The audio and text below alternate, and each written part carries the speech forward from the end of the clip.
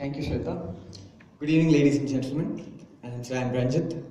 I did my MPhil in the University of Cambridge in 2009, thanks to the Chevening scholarship. And I've been given 5 minutes, so I'll make things short and very crisp. Well, all of us know what the UK is, right? It's a place which unleashed the Industrial Revolution. It's a great place to live in. Today, it's the epicenter of our great Commonwealth. And, it's a multicultural environment. I've got some few pictures there whilst I studied in Cambridge. And you will see most of them are people from the other countries, especially from Asian countries.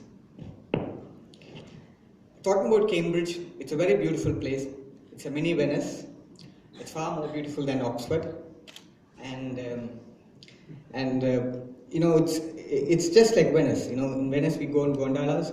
Here we go in punts, that's all. Very, very cheerful people. And there were few Indians only. So I obviously had to make friends with the other people around there.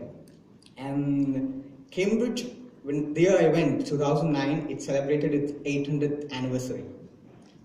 2009 was the 800th year of the final of the university. And my course was based in the physics lab. It's called the Cavendish lab. And I think people might know what the Cavendish lab is about. It's the founding place of quantum mechanics. Every room in the Cavendish lab has a Nobel Prize winner. Almost 20 Nobel Prize winners are there. So I had the chance of doing an MPhil there in micro and nanotechnology, and a chance of working with the Judge Business School as well, because part of the course was there. And that's about it. Cambridge is a very beautiful place, a small city, great people. And when I stayed there, 2009 was the year when we had this problem of racial abuses in Australia. Indian students were killed there, and in Glasgow as well. But let me tell you of my personal experience. Not a single incident of racial discrimination or abuse, or verbally or non-verbally, not one. Maybe since Cambridge is a university town, but I've been there to London for about a dozen times, but not even in London. So UK is a great place. People from different Commonwealths, the Indian community in the UK is one of the most prosperous community there. One of the most wealthy communities there, and the most successful communities in the UK. So it's a very, very, very multicultural and a free place. It's more multicultural than any other place in continental Europe, thanks to the British Empire. Okay, about Chevening, most of the thing Shweta had told, but just one thing. This scholarship is more related to leadership than merit. It's not a merit-based scholarship. It's a leadership-based scholarship. There are a dozen different types of scholarships. I was fortunate in receiving the full scholarship. And the idea behind Chevening is it brings people with leadership potential to the UK to share values, to live with a multicultural environment, to share ideas. I'll just tell you how this influenced me. Okay. Before I left for the UK, I was a very, very, very proud Indian. I am a proud Indian now as well. But I am also proud of the UK, the contribution they made to humanity, the contribution the Chinese made. It is more of a society than a state. We believe in a state, but I think we should believe in a society rather than a state. And the second thing, again, before I left in the UK, I was a very pious and devoted Hindu. But I'm a Hindu still. But the only difference is I'm an Hindu atheist. And my admiration and love for my religion has increased 100-fold. I've never read anything related to Hinduism before I left. Just as Gandhi said, only when I left India, I got great admiration for Hinduism. Only when he was in South Africa, he discovered what Hinduism was. So was it.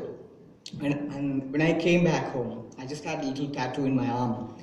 And it says Vasudeva Kudumbakam, which means the entire world is but a single family. And ever since I've made it a point, every day I read something about Hinduism. I'm an atheist still. And I see this vastness. Every day I see this expanse of knowledge coming up.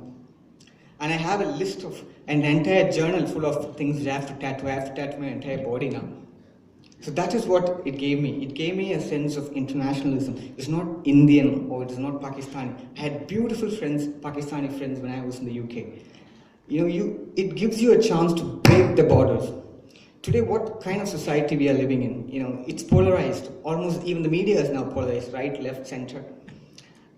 And there's a global deficit of leadership. Look at the leadership in India or even in Tamil Nadu. The most sought after leader in Tamil Nadu can't even, you can't even hear what he's speaking. I don't want to take names, but I think you know who I'm referring. We have leaders in Delhi who say Asadi, Asadi, they don't even know what they're talking about. And there is a deficit globally of leadership. So this program gave me so much.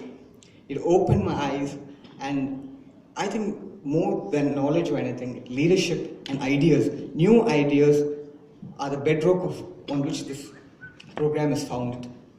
And I'm very thankful. I'm from a little village, almost tucked away in the Western Ghats. It's called Kottur Malayandipatnam. I don't know how many of you know it.